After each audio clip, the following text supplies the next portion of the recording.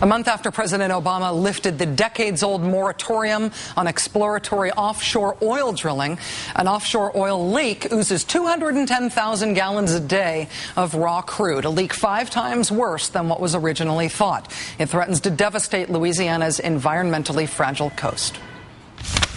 DHS Secretary Napolitano announced that this incident is of national significance, and the Department of Interior has announced that they will be sending SWAT teams to the Gulf to inspect all platforms and rigs. While BP is ultimately responsible for funding the cost of response and cleanup operations, my administration will continue to use every single available resource at our disposal, including potentially the Department of Defense, to address the incident. BP has, in fact, already asked the Department of Defense for help, specifically with underwater equipment. There's also now a third leak point from the blown-out well, nearly a mile underwater. So far, BP's efforts to stop the leak using robots has failed. They're also now suggesting technologies like a giant dome to cap the leak site and chemicals that could break up the oil underwater. Those are technologies never before used in water this deep. And while the Coast Guard did report some success with a controlled burn of surface oil yesterday, it's not enough. This massive oil slick has now started coming ashore at the mouth of the Mississippi River in Louisiana as of tonight. Joining us now is Michael Brune. He's the executive director of the Sierra Club, which opposes offshore drilling. Mr. Brune, thanks very much for your time. Hi, Rachel. Thanks for having me on. Put this into some context for us. How bad an oil spill is this one in the Gulf, given other spills that we understand? Well, first, if you're one of the 11 families of the workers who are missing, it's devastating. If you're a member of the fishing industry in the Gulf, it's devastating to your livelihoods. And, of course, the impact on wildlife is extreme. It'll take decades. Even if the cleanup is successful, it'll take decades to recover from this. So it's a great tragedy.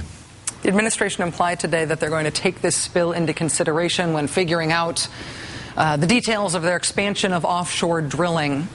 Do you believe that any new offshore drilling carries this inherent risk of environmental disaster?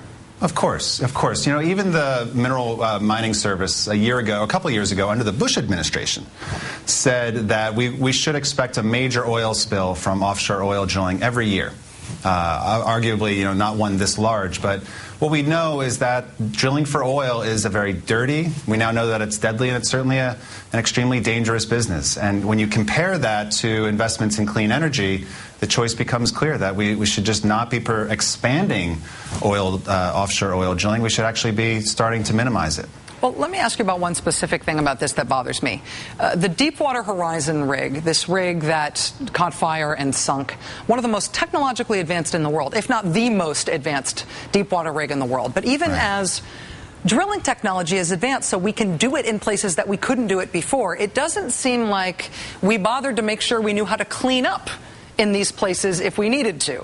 Am I being naive to think that the regulatory process, the approval process, should link those two things, that you shouldn't be approved to drill deeper than you know how to clean up?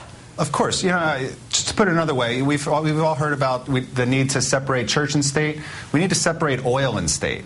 The reality is that we just don't have effective regulation over the oil industry in the Gulf, in the North Slope in Alaska, really anywhere around the world. And so we shouldn't be expecting the oil industry to police itself, and the MMS, the Coast Guard, lack the adequate resources and the capacity to effectively manage the industry. So whether we're talking about this one particular rig or whether we're talking about the impact of the industry more systemically, there are big problems that need to be resolved. Michael Brune is executive director of the Sierra Club. Thank you very much for joining us tonight. I appreciate your insight. Thanks again for having me on.